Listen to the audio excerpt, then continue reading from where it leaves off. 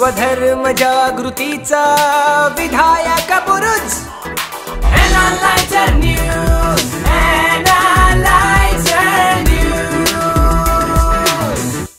नमो निष्कल रूपाय, नमो निष्कल तेजसे, नमः सकलनाथाय, नमस्ते सकलात्मने, नमः प्रणवाचार्य, नमः प्रणवलिंगणे, नमः स्रष्टादिकर्तेश, नमः पंचमुखायते, पंचब्रह्मस्वरूपाय, पंचकृत्याय ते नमः। आत्मने ब्रह्मणे तुभ्यं अनंत गुणशक्तये, सकलाकलरूपाय शंभवे गुरवे नमः। नमः पार्वतीपते हर हर महादेव। तारकासुराचा उत्पात एवढा वाढलाय की त्या तारकासुराला कोण संपविणार हा प्रश्न आहे। आणि तारकासुराला मारण्यासाठी शिवाचा पुत्र यायला हवा। आता शिवाचा पुत्र यायला हवा तर भगवान शिवाचा विवाह व्हायला हवा, कारण शिववीर्यातून आलेला पुत्रच तारकासुराचा वध करू शकेल असं विधिलिखित आहे। शिव आपल्या प्रियेच्या विरहाने तपस्येत मग्न झालेत, ते ध्यानात मग्न झालेत आणि असे अडकलेत की त्यांना आता आपल्यासाठी हिमालयाच्या पोटी पार्वती आली आहे याचं भानही नाही आहे। शिवाची तपश्चर्या कोण मोडणार हा प्रश्न आहे। अशा वेळी एका शिवपुत्राचा जन्म होतो आहे, पण या शिवपुत्राचा जन्म झाला तरी तो शिवपुत्र शिववीर्यातून जन्माला आलेला नाही आहे। ही जरा एक वेगळीच कथा आहे। या शिवपुराणामध्ये ही कथा आपल्याला आढळते, ती थोडीशी आढळते। शिवपुत्राचा जन्म म्हणजे बाकी सगळी तपश्चर्या होण्याच्या आधी मध्येच ही कथा सांगून ठेवली आहे, पण या शिवपुत्राचा जन्म शिववीर्यातून नसल्यामुळे त्याची गडबड आहे। आता तुम्हाला मी ती कथा सांगतो, म्हणजे याच्या पुढची एक कथा आहे ती पण सांगतो। ती गणेश पुराणात येते। शिवपुराणातले कथेचा विस्तार पुढे गणेश पुराणामध्ये झालेला आहे। मग मी शिवपुराणातली कथा तुम्हाला आधी गणेश पुराणातली सांगून करतो। एकदा शिव पुत्र गणेश, म्हणजे आपली कथा खूप पुढे जाते हा, इथे थोडस तुम्ही स्वल्प रमग्या स्वतःला।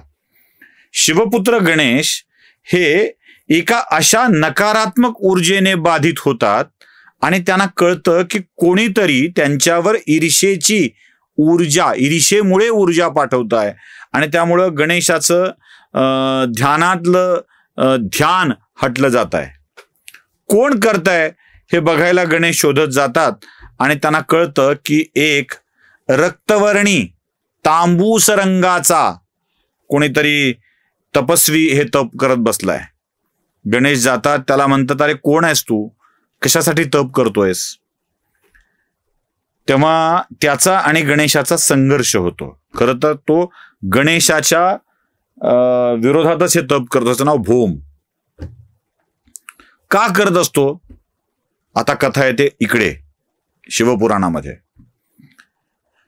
ध्यानामध्ये मग्न असलेल्या शिवांच्या कपाळावरून घाम निथळू लागतो त्या ऊर्जेमुळे आणि तो घाम जमिनीवर पडतो। भूमीवर पडलेल्या त्या घामाच्या थेंबाचं रूपांतर एका बालकाच्या मध्ये येतं। तिथे धरणी येते आणि धरणी त्या बालकाला आपल्या जवळ घेते, पृथ्वी, आणि ती सांगते प्रभू आपल्या घामातून जन्मलेलं हे बाळ आपण मला स्वाधीन करावं, त्याला माझा पुत्र अशी मान्यता द्यावी। हा आपला पुत्र आहे, त्याला माझा पुत्र अशी मान्यता द्यावी। आणि शिव तथास्तु म्हणतात। ते म्हणतात की हे भूमी हा तुझाच पुत्र आहे आणि या पुत्राला तुझ्यामुळेच तो भूमीचा पुत्र म्हणून भूम असं त्याला नाव मिळेल। मग धरणी आपल्या रक्तवर्णी तांबूस रंगाच्या भूम नावाच्या पुत्राला घेऊन जाते आणि त्याची वाढ करू लागते।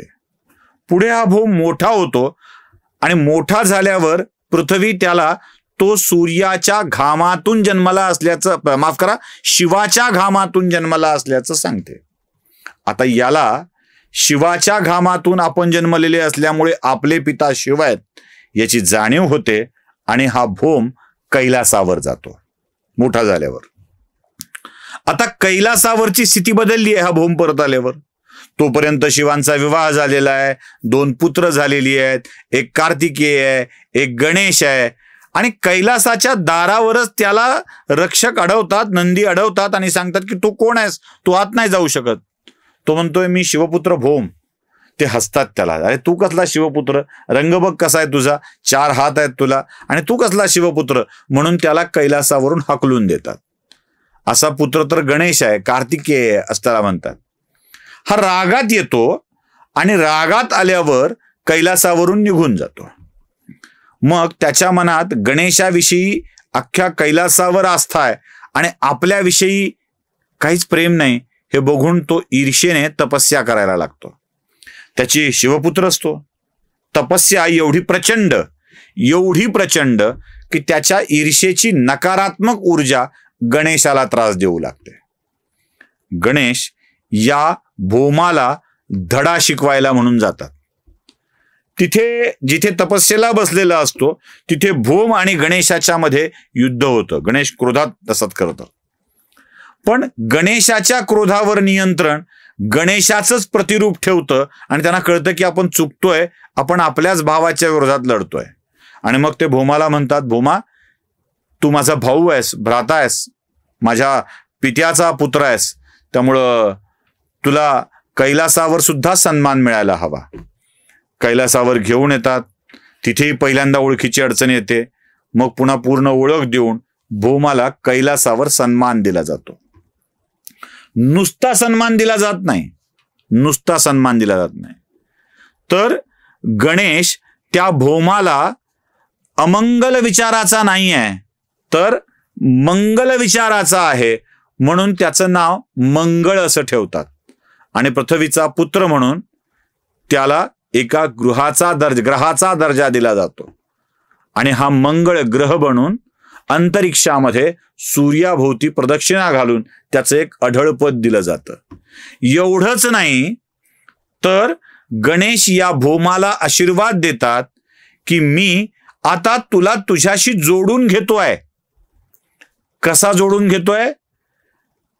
तुझ्या वारी, जे तुझ्यासाठीचा एक वार असेल, ज्याला भोमवास रे असं म्हणतात, म्हणजे मंगळवार, या मंगळवारी माझी अंगारकी चतुर्थी येईल आणि त्या दिवशी माझी कोणी उपासना करेल तर त्याला दुप्पट फळ मिळेल.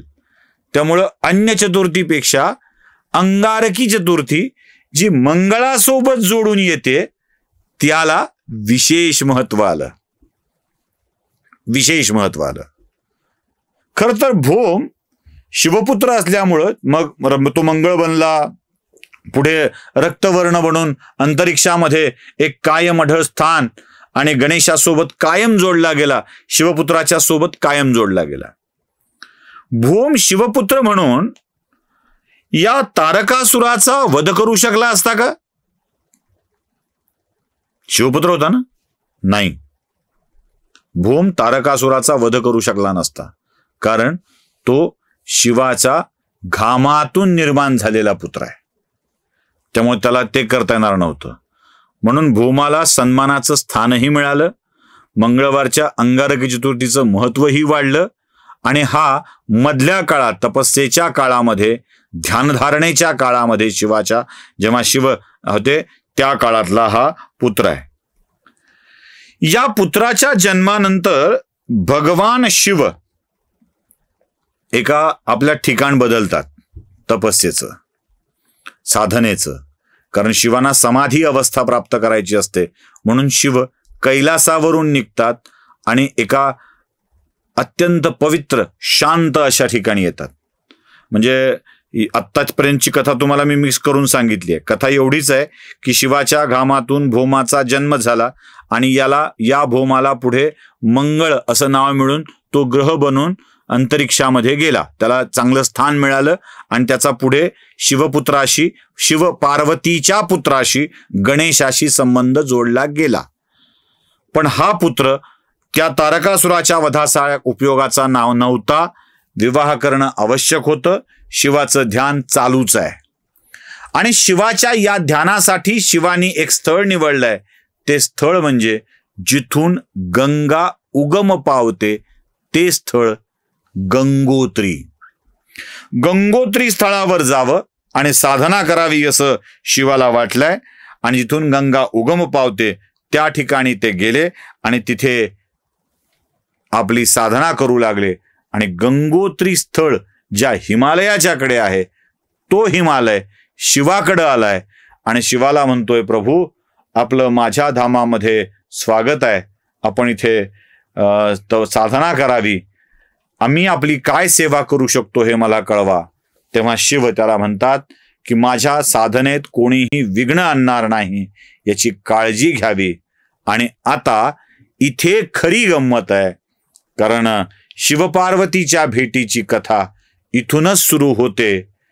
गंगोत्रीच्या ठिकाणी जिथे गंगा अवतीर्ण होते, गंगा अवतरण स्थळी. मग शिवाच्या साधनेच्या मध्ये सेवेसाठी हिमालय तत्पर आहे आणि याच हिमालयाने शिवाला विनंती केली आहे, माझी कन्या आपल्या सेवेशी ठेवून तिच्याकडून सेवा करून घ्यावी अशी विनंती केली आहे. काय म्हणतात शिव, सेवा होतीये का, ती कशी होतीये ते बघूया पुढच्या भागामध्ये. नमः पार्वती पते हर हर महादेव.